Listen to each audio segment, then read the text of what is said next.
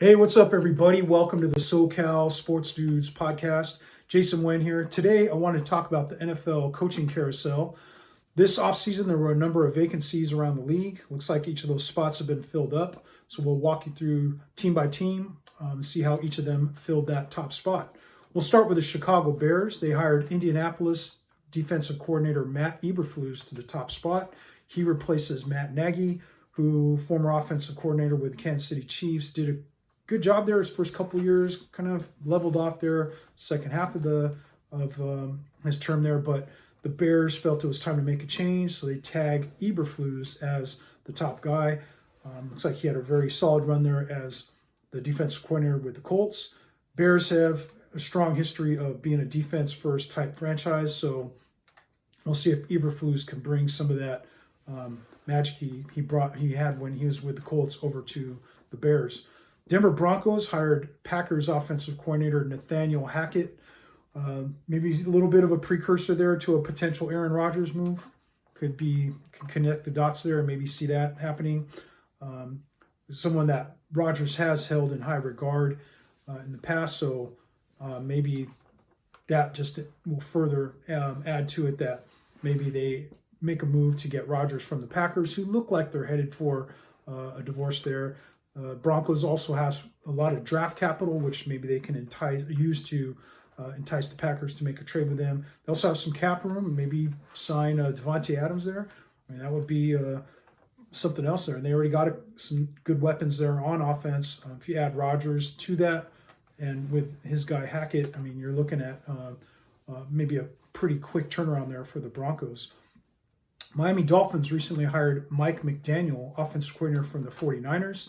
He's a guy who's worked under Shanahan for the past few years and a number of stops, Washington, Atlanta, Cleveland, and now with the Niners, so he's followed him around. Guy who oversaw a lot of the running attack there with the Niners, an Ivy League guy, so another one of these offensive genius type coaches. It seems like the most recent offensive genius types who have been hired around the league have been doing a pretty good job, so Dolphins decided to go with McDaniel. Maybe a little bit of a surprise they fired Flores in the first place.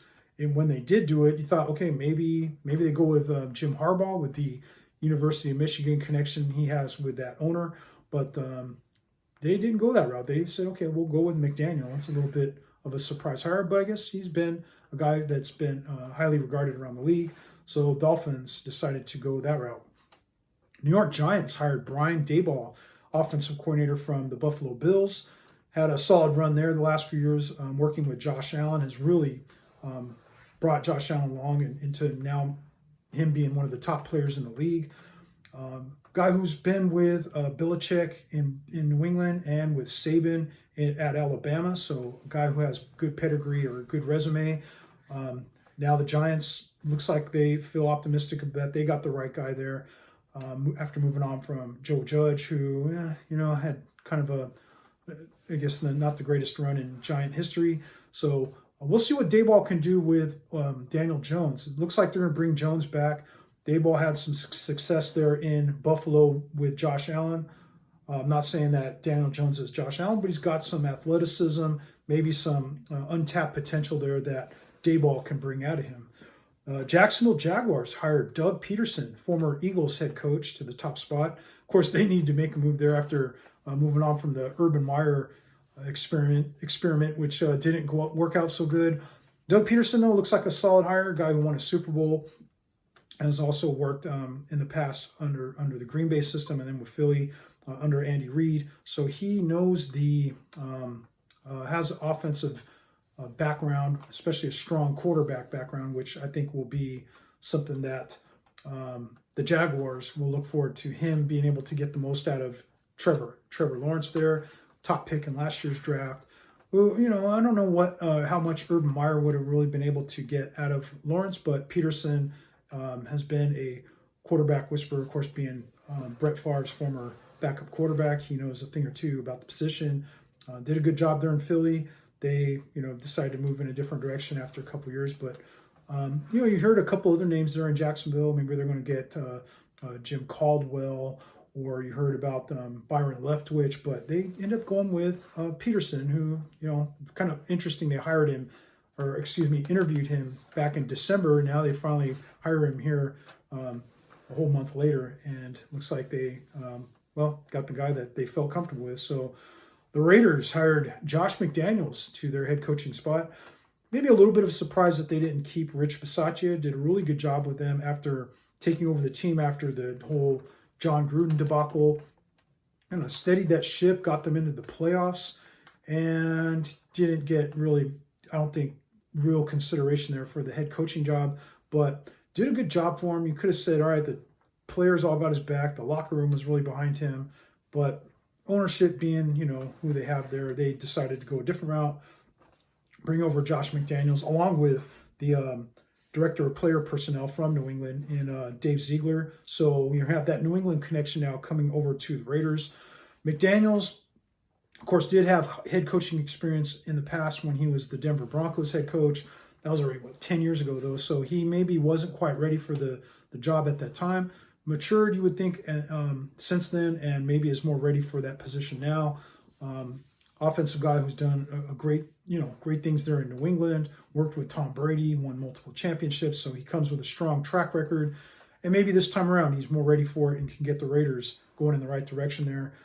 Gonna be tough though. They got to add to that roster, and they got some competition definitely in that division there. The New Orleans Saints just stayed in-house, and they hired promoted Dennis Allen to the head coaching position. Of course, he was their defensive coordinator. Sean Payton, who was their longtime coach, decided to move on, step aside after 15 plus years there in New Orleans, won them a Super Bowl, but just kind of hit that point where he said, I'm going to step aside here, which opened up a spot there. And Dennis Allen, kind of like McDaniels, had a previous job or stint as a head coach. He was, of course, the Raiders head coach a number of years back. Didn't quite work out, but he has been a good defensive coordinator both for New Orleans and before the Raider job in Denver. So done a good job with that. Maybe like McDaniels, he wasn't ready at that time, but is maybe a little more seasoned, a little more mature, ready for this type of job now. He's going to have some work ahead of him here with the Saints. I mean, they've had a solid run here the last few years, of course, but their cap situation looks a little questionable. They don't have it looks like an answer at quarterback. You're going to have to see what they are able to do that roster and see if Dennis Allen can experience some success with kind of that roster being in the shape that it is. Houston Texans hired a surprise Lovie Smith. I was like, wow, okay. I thought they'd go with maybe Brian Flores, or you heard about Josh McCown being a guy. His name is mentioned there, but Lovie Smith gets the job. I mean, they let go of David Culley, who was able to get 4 wins out of that team. It looked like, considering he didn't have the strongest cards in the deck there, he still did a pretty decent job, it looked like, with that team he had. But they move on from him. You thought, okay, well, we'll get one of these more up-and-coming type names, but they go with Lovie Smith there. It's kind of a little bit of surprise. I don't think a lot of people saw that coming. We'll see what kind of job Lovie can do there. He obviously did have a really nice run there in Chicago for a number of years, but after that, it's been okay. University of Illinois, Tampa Bay couldn't quite capture that magic he had when he was with Chicago early in his head coaching career. But we'll see how he does with the Texans. They got to figure a few things out there. What do you do with the Deshaun Watson thing? You have high draft pick here. Maybe move things around. You have some cap room, so Texans maybe can position themselves to get things going in the right direction there with Lovie Smith. Minnesota Vikings have hired, or at least announced the hiring of Rams offensive coordinator Kevin O'Connell. A little bit of a surprise there. I really thought they had Jim Harbaugh in their sights, and they had him in for the interview. Like Harbaugh was ready to maybe make the move going back from college to the pros. It's like he's always had one eye on going back to the pros. That might have been a landing spot there for him, especially with that general manager and him having a history together. But Harbaugh, they couldn't work it out. Harbaugh announces, I'm just going to stay at Michigan. Next, Minnesota's hiring this O'Connell, Rams offensive coordinator, who's, again, another young offensive genius type. So we'll see what he can do there in Minnesota. He does have prior experience working with Kirk Cousins when they were at the Washington football team, or now Washington Commanders, offense back in the day when Cousins was there. So there's a connection there already with Cousins, who's the current quarterback with Minnesota there. So now he'll have some familiarity with the new head coach who's coming in.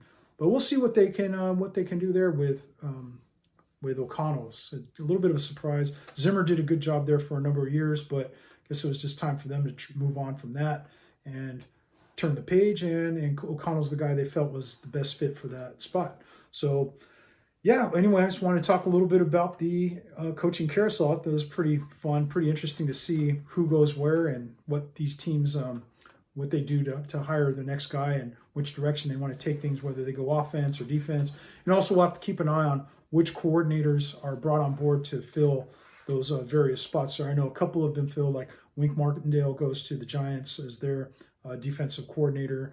The Raiders hired a guy. They moved on from Gus Bradley, but I think it was Patrick Graham. So we'll have to also keep an eye on where the rest of the coordinators end up. I'll maybe come back with another podcast to kind of touch up on where each coordinator, what teams are doing about the coordinator positions, especially with these new head coaching spots that have just been filled. But anyway, thank you for tuning in. We'll be back soon with another podcast. Thank you for tuning in. We'll see you again soon.